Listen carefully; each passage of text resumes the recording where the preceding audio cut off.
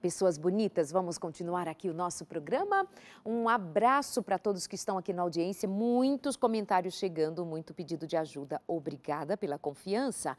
Quero te dizer da nossa revista Entre Família, para você ligar agora e pedir a sua, porque aqui tem muita instrução sobre como cuidar da família e também, ou especialmente, a ligação do casal e com os filhos.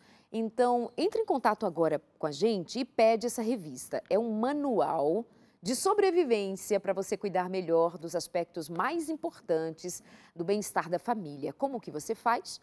Entra em contato com a gente por telefone 0 operadora 12 21 27 31 21 ou pode mandar mensagem. Vou repetir, né? Vamos devagar. 0 operadora 12 21 27 31 21. Anota aí. Vou dar esse tempo para você. Anotou?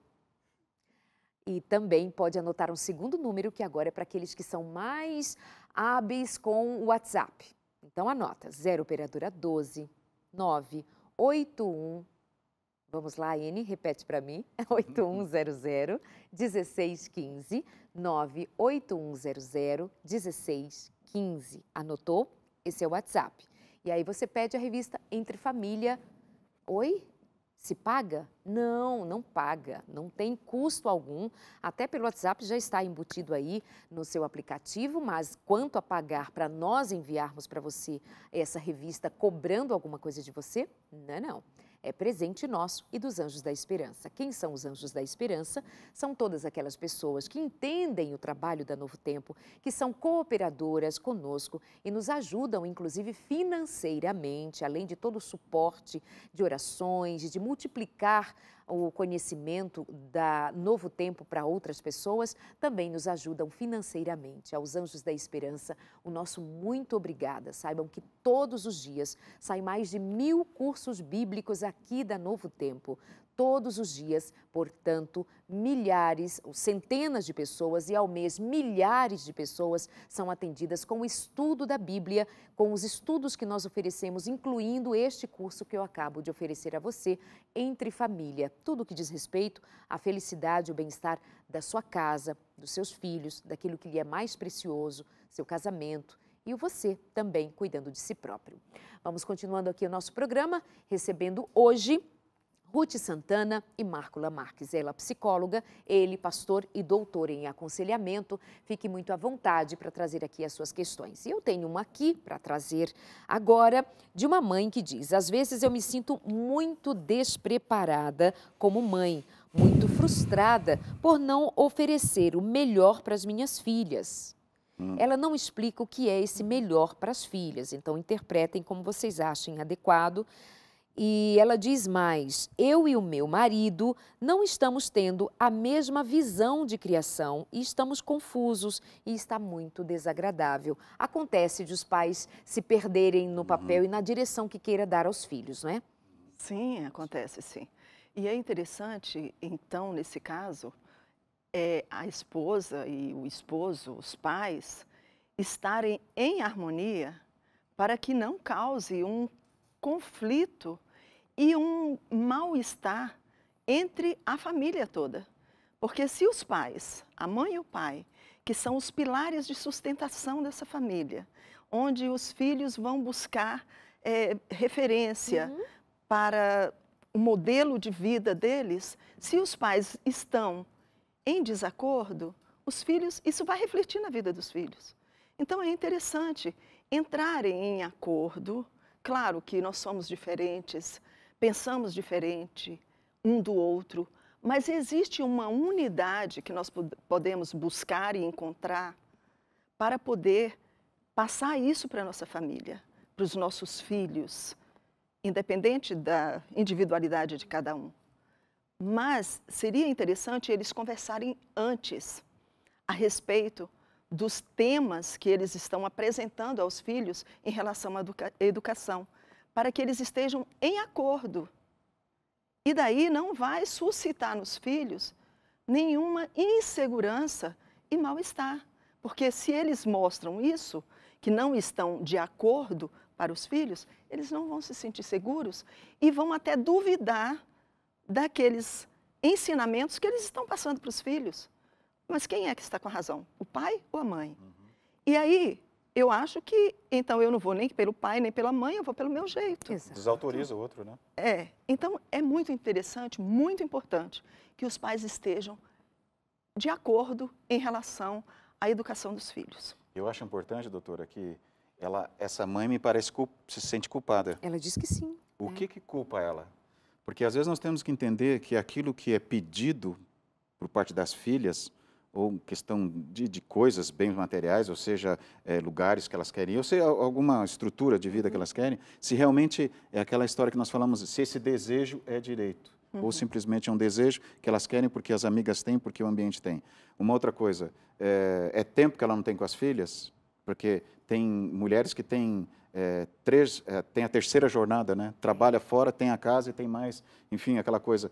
E eu, me corrija aqui se eu estou errado, mas as mulheres têm uma tendência a se culpar com as coisas que acontecem dentro de casa muito mais que os homens. Às vezes ela abre a janela, está nublado, não tem culpa disso, é minha culpa. Ela trabalha o dia todo, as filhas comeram, fizeram o lanche, a pia está cheia de louça, elas deveriam ter lavado a louça, ou o marido ter lavado, mas ela fala assim, puxa, eu não consegui lavar a louça. Estou dando um exemplo assim bem por cima.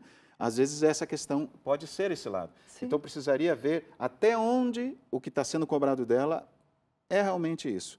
E se tem aquilo que for verdadeiro, por exemplo, eu não tenho tempo para as minhas filhas, então dá para conciliar isso, dá para fazer isso, mas o que não pode fazer é viver em função dos filhos, tudo para os filhos.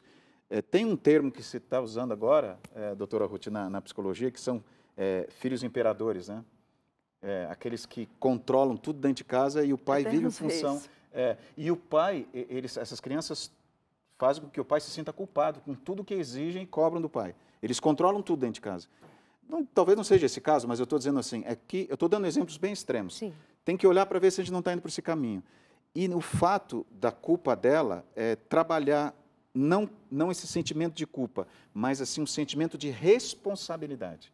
Aonde é a minha responsabilidade? Isso aqui não é minha culpa, é responsabilidade. Porque aí você começa a administrar e ver aonde você cabe e como você cabe e o que você pode para caber nesse ambiente. Aí não é culpa.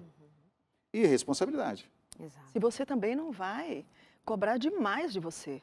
Porque todos nós temos Exagerado, o nosso né? limite. Sim. Sabe? Então, se você tem um ideal de ser a mãe perfeita, não existe. Não existe porque nós somos imperfeitos.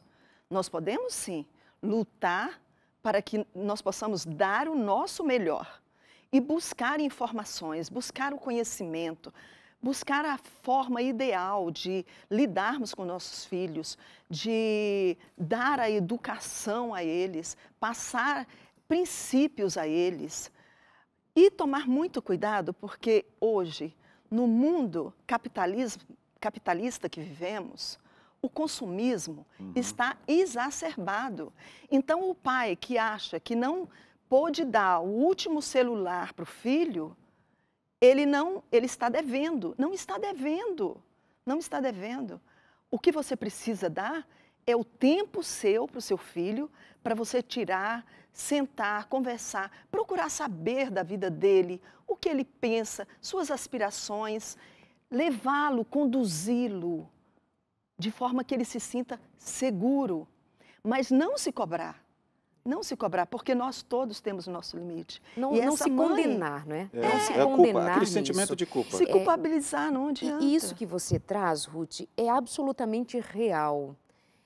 Os pais, muitas vezes, estão perdidos porque eles se planejaram para dar aos filhos aquilo que não tiveram. Idealizaram uma coisa... E aí idealizaram dar a estes filhos o que não tiveram, só que com isso, eu tenho dito isso muitas vezes, que nós pais, muitas vezes, estamos roubando dos filhos a oportunidade de eles terem um caráter firmado na responsabilidade, nos valores que permanecem, o tipo de caráter que nós pais cremos temos, por termos, talvez, enfrentado a falta de coisas, numa geração que começou a trabalhar muito cedo, numa geração que começou a correr atrás daquilo que desejava até no seu dia a dia com muito sacrifício. Aí nós damos aos nossos filhos tudo pronto, e aí eu temo que essa frase que a mãezinha trouxe aqui pra gente, essa mãe muito preocupada, muito querida em querer dar certo com seus filhos, ela dizer assim, não estou dando aos meus filhos o que eu gostaria. O que você gostaria que você não pode dar? Você não tem tempo de dar colo, você não tem tempo de dar abraço, você não tem tempo de se divertir. Ruth, pastor Marco, os pais não estão tendo tempo de se divertir com os filhos. E quando pais não se divertem, quando pais não riem junto com seus filhos, quando eles não contam causos, histórias da sua vida, do que aconteceu, os filhos não conhecem os pais não conhecem os filhos, estão todos ocupados em cômodos diferentes da casa, os pais se sentindo frustrados porque não dão coisas para os filhos, porque os filhos de todo mundo têm e os meus não têm. Raios que explodam o universo se os outros têm e o meu não tem, mas o meu tem aquilo que muitos não estão tendo agora, que é aquilo que não se compra, que não vem numa caixinha, que não está na farmácia, nem na loja de brinquedos, e nem na loja de eletrônicos mais modernas de hoje. Então, tenha muito cuidado com isso que você diz, não estou conseguindo dar ao meu filho o que eu gostaria de dar. Se forem coisas, você está muito equivocado, porque as crianças não estão com depressão, elas não estão ansiosas, elas não estão cortando os pulsos, elas não estão querendo morrer numa fase em que deveriam querer viver, porque está explodindo de vida dentro delas. Não é porque elas não têm coisas, não tem uma criança nos consultórios porque lhes faltam coisas, mas estão cheios os consultórios de crianças, adolescentes, ou mesmo aquelas que não chegam aos consultórios, mas nós temos visto o número de crianças doentes porque não tem presença, porque não tem abraço, porque não tem beijo do pai, não tem abraço da mãe, porque não tem olho no olho, porque não tem carinho, não tem afeto, não tem presença que não se compra. Então, tenha muito cuidado com isso. E com relação à relação pai e mãe, com tudo que foi dito aqui, eu quero somar mais uma coisinha, que muitas vezes a mãe idealiza um pai para o filho. E quando a mãe idealizou no marido o pai dos filhos e esse marido não é o que ela idealizou, ela se frustra com o pai e cobra do pai e acha que o pai está errado. E vice-versa acontece também. Preste atenção, esse pai é de fato diferente do pai que você acha que ele deveria ser, mas ele é o pai que ele consegue ser. Será que seu marido está tão errado assim? Será que vocês estão tão perdidos? É porque você esperava alguma coisa dele e ele não deu de volta? Só pensa nessas questões. O que com você pode estar fora do lugar que está contribuindo para esse estado de coisas? Para não ficar uma cobrança com ele, jogar para o outro e sobrar frustração. E esse filho daqui a pouco tem 20 anos de idade e está sendo tratado como 12, porque vocês não se deram conta de que ele cresceu, que estavam ocupados com outras coisas. Mas expectativas incoerentes, Darlene, elas trazem problemas não só no casamento, mas também para a família. E assim, eu não quero fazer apologia contra a rede social, eu acho que isso é muito importante, mas de qualquer maneira, a rede social é influenciadora, sim, diretamente nas coisas que a gente avalia e das coisas que a gente traz para a família. E muitas vezes os nossos filhos estão no ambiente de rede social vendo um mundo que não existe e achando que ele existe. Então, eles precisam que nós orientemos assim, filho, isso aqui custa, tudo custa. Esse tênis que você quer, ele custa o preço de 2 pneus para o nosso carro aqui em casa, para você ter uma ideia. Então, isso não vale a pena, não vamos por esse caminho, vamos sentar, vamos conversar, o que eu posso te ajudar?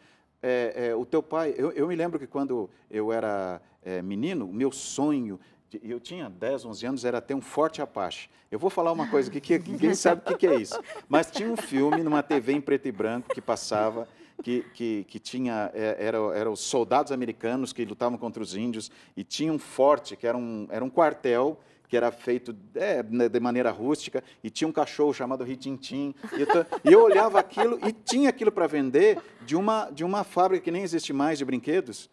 Então, eu queria aquilo, e meu pai não dava aquilo para mim. E eu queria, o meu sonho, ele disse assim para mim, assim, ó, se você cortar a grama da frente de casa, eu vou te dar esse Forte Apache. Então, eu falei, nossa, mas que coisa mais cruel. E a grama, assim, a frente da minha casa era enorme. E vocês pensam que ele me deu uma máquina para cortar grama? Ele me deu um tesourão. E eu, assim, abaixado ali naquele sol cortando, eu pensando, eu vou ganhar meu Forte Apache, eu vou ganhar meu Forte Apache. E depois de um tempo, ele me deu o Forte Apache de Natal. Aquilo para mim, mas aquele Forte Apache, que era o meu sonho, virou uma conquista, virou uma medalha, virou um troféu. Só que o meu pai, ele soube, eu não estou dizendo que ela tem que fazer isso com as filhas, mas... Quem sabe?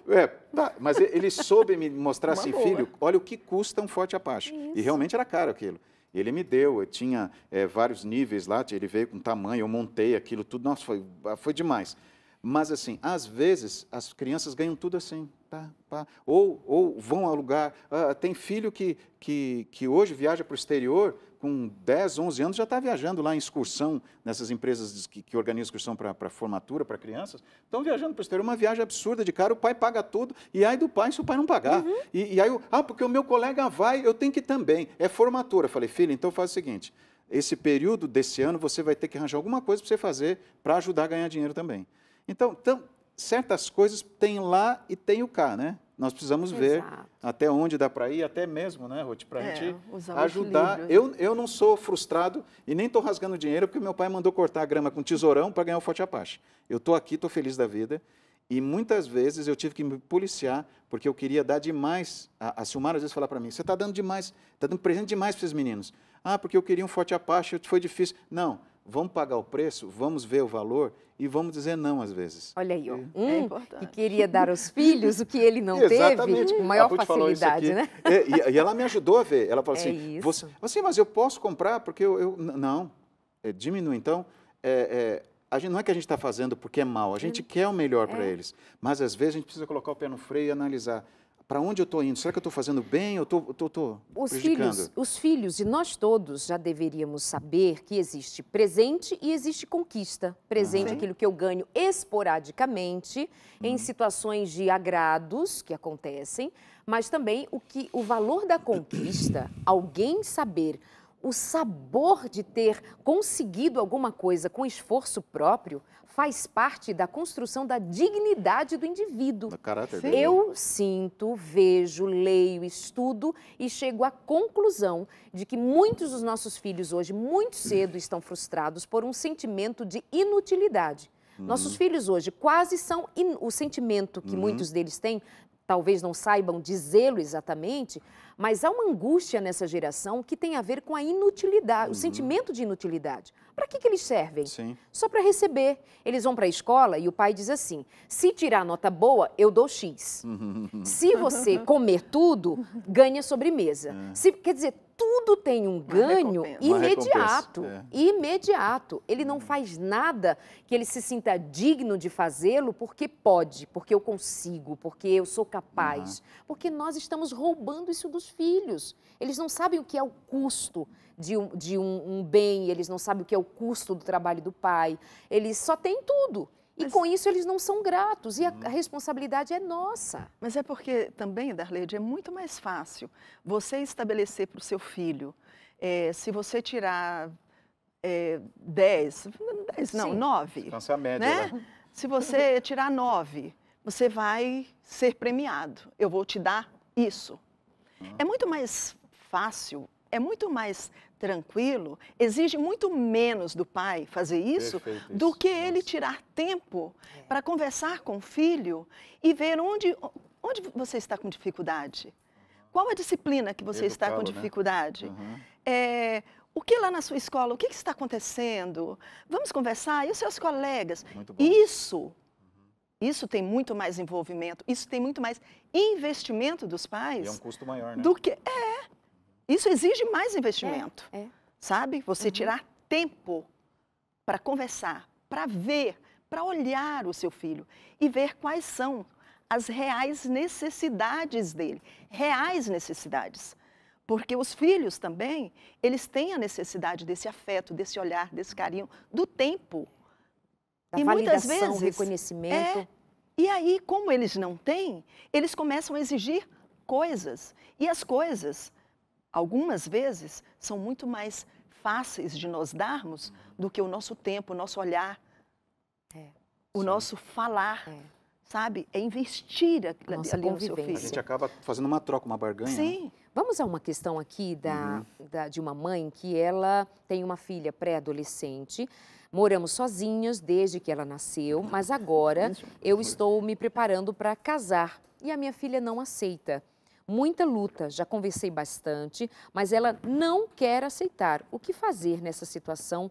Me orientem. Qual a idade dela? Ela Da não diz, menina? mas diz que é pré-adolescente e, ao que parece, mora com a mãe. Ela exatamente diz que mora com a filha desde que ela nasceu.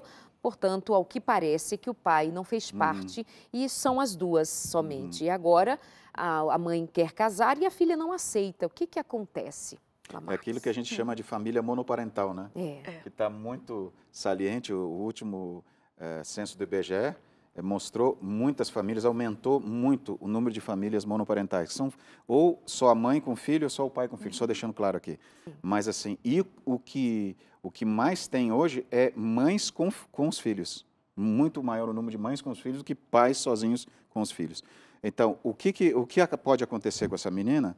A minha visão aqui é de que ela viu na mãe o casamento como algo assim inútil, desnecessário, ela não tem referência. Talvez os comentários da mãe com relação ao pai dela, ou o relacionamento que teve não foram positivos. É uma série de coisas que podem ter acontecido para essa adolescente ter essa avaliação de que não vai se casar. Mas se ela é adolescente, não tem idade dela aqui, ela não fala, não, né? Não, pré-adolescente. Pré-adolescente. Mas ainda eu considero muito precoce esse período da vida dela para ela ter definido o que ela vai fazer, se vai casar ou não vai casar. Não, parece que é a mãe que vai casar, não é? É a isso? mãe que vai desculpe. casar. Ela tá se sentindo a mãe vai casar e a ameaçada. filha não aceita. Desculpe, Ela está se eu estou sentindo entendendo. ameaçada. Mas de qualquer maneira... De qualquer maneira, o que você disse o casamento para ela não funcionou, para a mãe não vai funcionar de novo. Porque ela nunca viu a mãe num relacionamento com outra pessoa? Com outra pessoa. E Foi ela sempre as duas, né? E ela tem a mãe só para ela? Exatamente. Sim. Agora vai dividir Agora vai com outra entrar pessoa? um terceiro. Exato. Então... Tem uns ciúmes aí, certamente. Sim, e tem que uma ser visão. bem trabalhado, porque ela está se sentindo ameaçada. Vou perder minha mãe, já não tenho pai. Vou perder minha mãe. Já sentiu que perdeu, provavelmente não tem, porque não foi comentado. Então, eu vou ficar sozinha. Então, é importante essa mãe agora parar, conversar com essa filha, procurar conhecer quais são as razões que a fazem não querer esse casamento. Tanto com a filha e também com a pessoa com quem ela vai se casar. Exatamente. Ver se ele está disposto a ter uma filha agora. Já entrar com pré-adolescente. Né? Sabe? Porque é desafiador. Duas coisas. Mas é maravilhoso também. Sim. Né? Você entrar nesse mundo do adolescente. É fantástico. É muito enriquecedor. Então, essa mãe precisa saber se essa pessoa está disposta a passar por todo esse processo maravilhoso de lidar com um pré-adolescente, que depois vai ser adolescente, que depois vai, sabe, e vai acompanhar, porque agora ele vai assumir uma filha. E a mãe também tem que conversar com a filha, para que a filha tenha a confiança de que o lugar dela como filha está garantido. Quem está entrando é um homem que vai ser o esposo da mãe. Não vai roubar o lugar da filha. Isso é muito importante, que a filha tenha essa segurança. Porque quando ela tiver essa segurança, ela não vai se importar. Ela vai começar a ver aí até uma riqueza. É uma pessoa a mais para me dar atenção. É uma pessoa a mais que eu vou conseguir conviver, vou me relacionar, minha família vai crescer.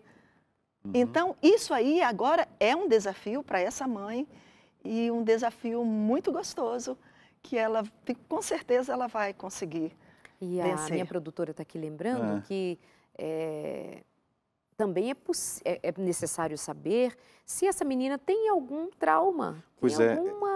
Aí o tem que que ver significa a figura masculina para ela. Exatamente, para ela. Quem foi o pai? O que aconteceu? Qual a referência dela? A Eni, você está tão linda participando aqui com a gente. Muito bom. Deixa eu só acrescentar, desculpa, favor. Adelaide, isso que a doutora Ruth falou é muito importante. E tem outra questão também. Eu não sei que momento ela se separou do marido e essa criança perdeu o pai, vamos dizer assim, mas a separação é luto, é um estado de luto. Sim. Aí ela Exato. perdeu alguém, mesmo que fosse bem pequena.